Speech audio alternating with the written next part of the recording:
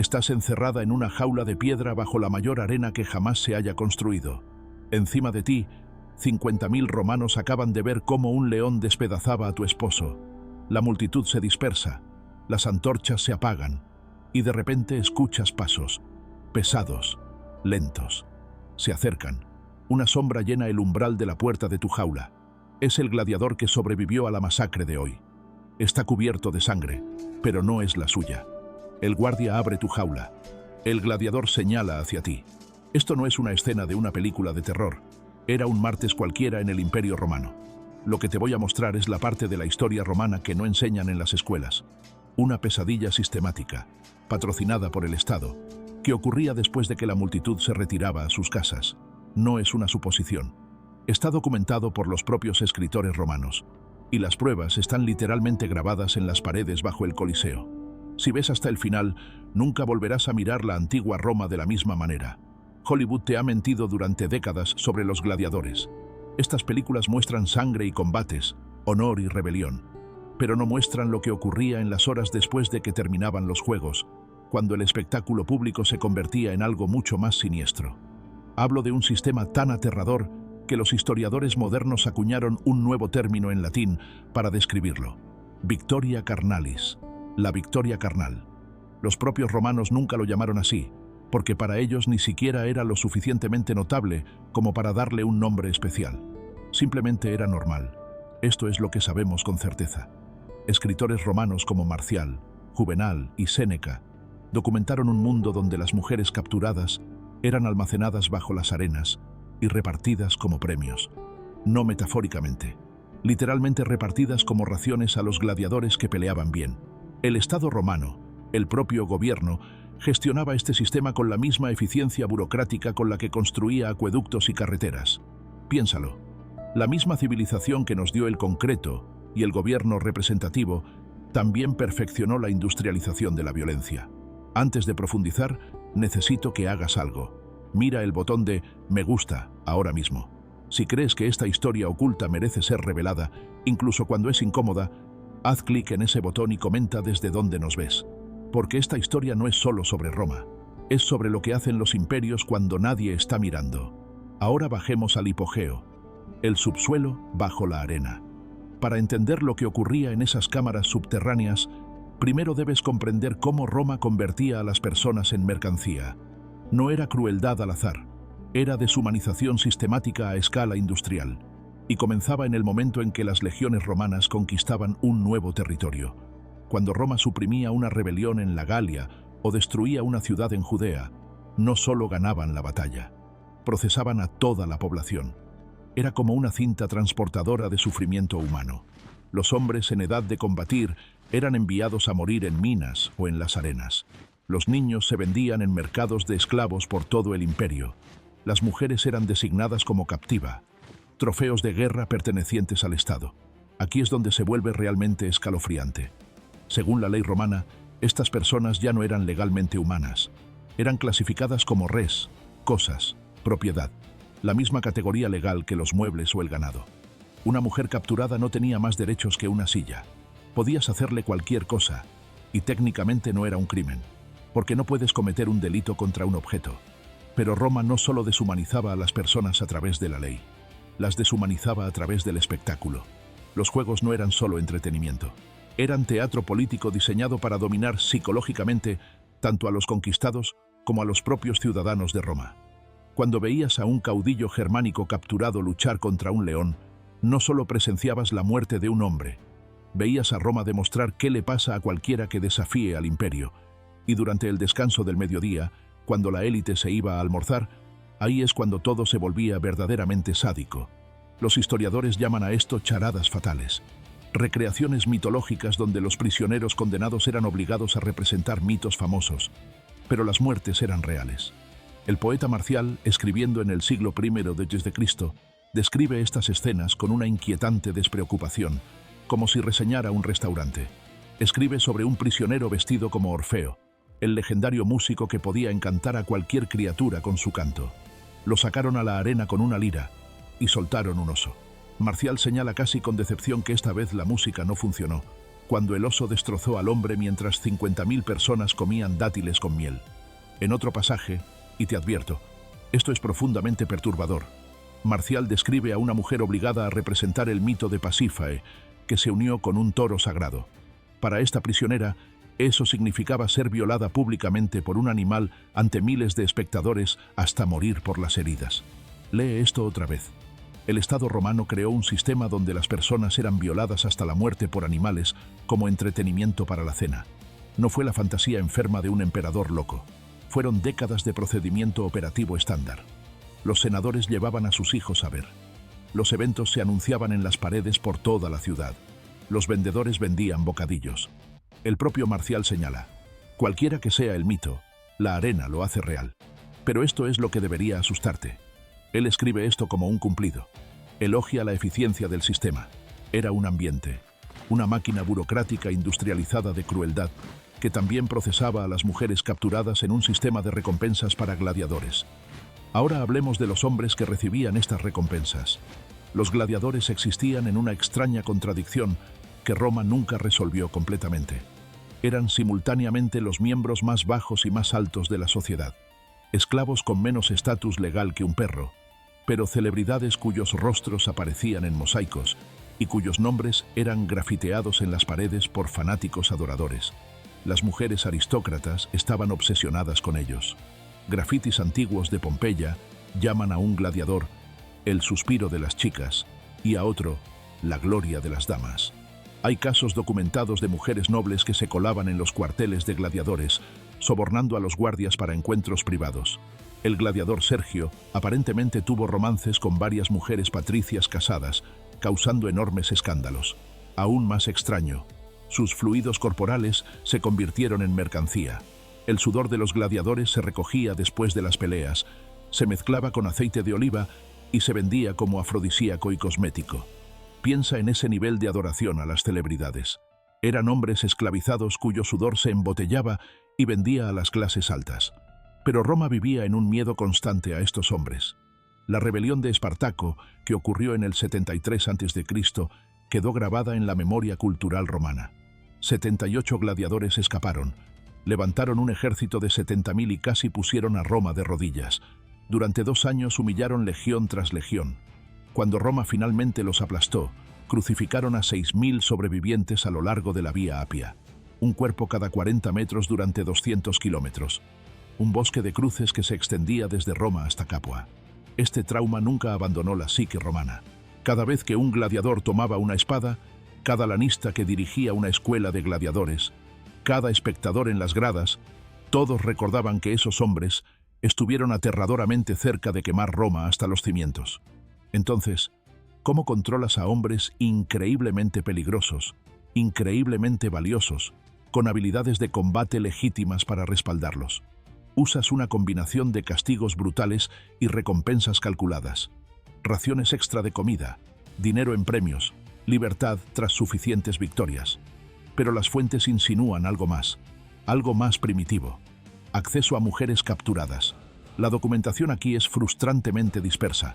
Los escritores romanos lo mencionan de pasada, como si fuera demasiado obvio para explicar en detalle.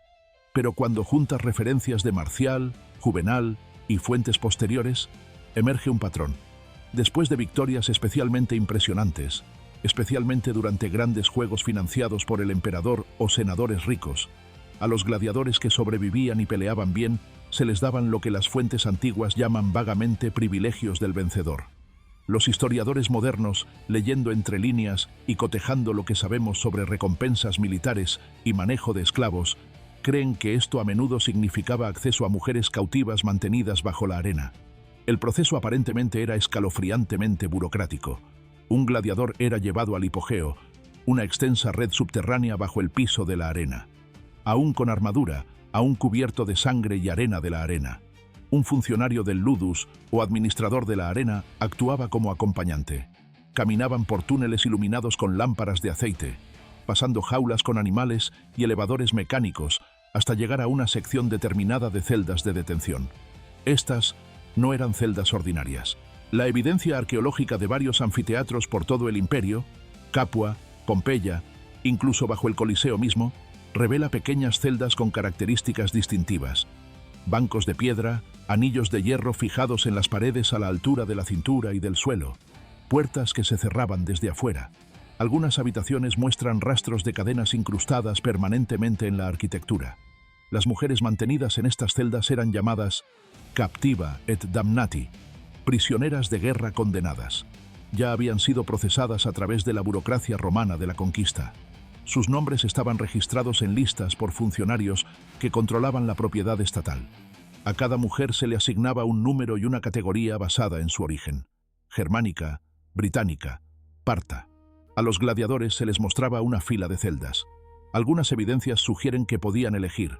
Otras implican que las mujeres simplemente se asignaban como equipo entregado desde un almacén. En cualquier caso, el guardia abría la celda asignada, sacaban a la mujer, o el gladiador entraba y la puerta se cerraba de nuevo. Lo que ocurría después no está descrito en detalles explícitos en las fuentes que han sobrevivido, pero no hace falta mucha imaginación. La arquitectura cuenta una historia que los textos no cuentan. Esto es lo que lo hace especialmente siniestro. No era un crimen. Ni siquiera se consideraba moralmente cuestionable para la mayoría de los romanos. Era parte del presupuesto operativo de los juegos.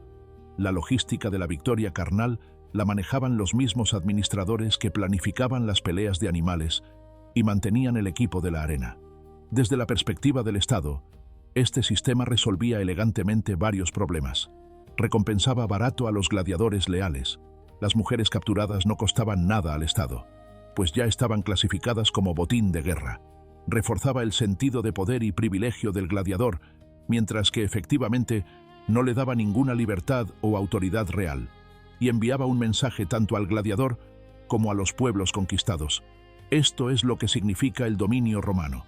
Tu victoria en la arena te da el mismo derecho que tiene el emperador, poder absoluto sobre los conquistados. Un escritor romano, cuyo nombre se ha perdido pero cuyo trabajo es citado por historiadores posteriores, lo expresó claramente. El vencedor reclama su premio de la misma manera que el imperio reclama sus provincias, por derecho de conquista. Hablemos de los espacios físicos donde esto ocurría, porque la arqueología lo revela. Cuando los arqueólogos excavaron por primera vez bajo el Coliseo en el siglo XIX, se interesaron principalmente en la impresionante ingeniería, sistemas de elevadores que subían animales al nivel de la arena, túneles complejos para mover personal y equipo. Pero a medida que continuaron las excavaciones, encontraron algo inesperado: celdas especializadas que no tenían un propósito logístico obvio. Estas habitaciones son pequeñas, usualmente de 10 a 15 metros cuadrados. Están ubicadas en una sección separada del hipogeo, lejos de las jaulas de animales y de las habitaciones de preparación de gladiadores. Sus características distintivas son lo que hace que los arqueólogos modernos se sientan incómodos. Bancos de piedra alinean las paredes, pero a diferencia de los bancos en otras celdas, estos están construidos a alturas específicas. Anillos de hierro están fijados en las paredes a varios niveles, algunos a nivel del suelo, otros a la altura de la cintura, otros más altos. Las puertas son de madera pesada reforzada con hierro y se cierran desde afuera. Las paredes de varias celdas muestran marcas de arañazos. Uñas desesperadas intentaron cavar a través de la piedra sólida. El historiador romano Casio Dio, escribiendo en el siglo III d.C., menciona que bajo grandes anfiteatros había celdas para quienes esperaban su uso. La formulación es deliberadamente vaga, pero en contexto discute la logística de los juegos, específicamente la gestión de recursos humanos. Pero la evidencia más inquietante proviene de los grafitis. En el hipogeo bajo el anfiteatro de Capua, la misma ciudad donde Espartaco inició su rebelión, los arqueólogos encontraron arañazos en las paredes de las celdas, algunos en latín, otros en lenguas de todo el imperio. La mayoría son fragmentarios, pero algunos son legibles. Uno escrito en latín tosco por alguien claramente no nativo, se traduce aproximadamente como: «Yo fui Amelia de los brigantes, vi matar a mis hijos, ahora no soy nada». Otro, en lo que parece ser celta, fue traducido como: «A cualquier dios que escuche, déjame morir antes de mañana». Estas no son las voces que la historia suele preservar. Las crónicas romanas nombran emperadores y generales, registran victorias militares y logros arquitectónicos. No anotan los nombres de las mujeres capturadas catalogadas como propiedad. Pero las piedras recuerdan. La arquitectura misma nos dice algo importante. Este sistema fue diseñado para la eficiencia y la repetición. No eran lugares improvisados para la violencia.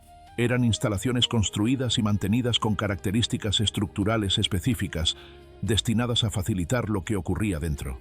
Compáralo con cómo Roma gestionaba otros aspectos de la administración de gladiadores, y el patrón se vuelve claro. Cuarteles de gladiadores, recintos para animales, almacenes de armas. Cada elemento de la infraestructura de la arena estaba cuidadosamente planeado y estandarizado en todo el imperio. Las celdas para captiva encajan en ese mismo patrón.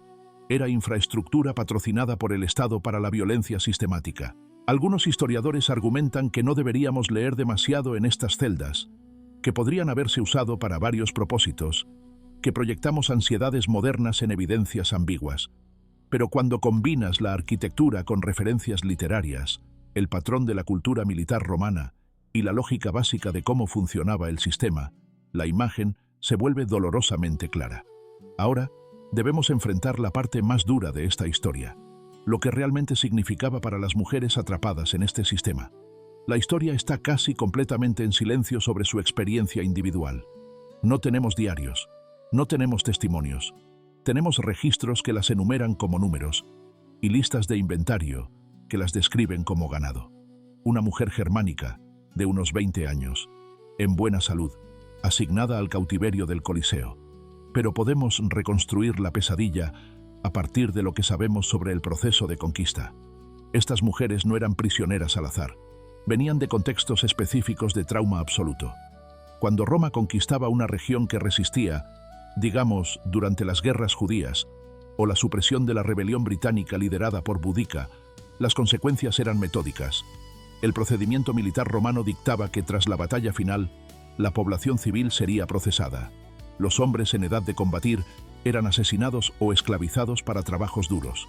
Los niños menores de cierta edad eran separados y vendidos en mercados de esclavos en el este, donde nunca volverían a ver su tierra o familia. Las mujeres en edad fértil eran designadas como captiva y transportadas encadenadas a lugares de detención.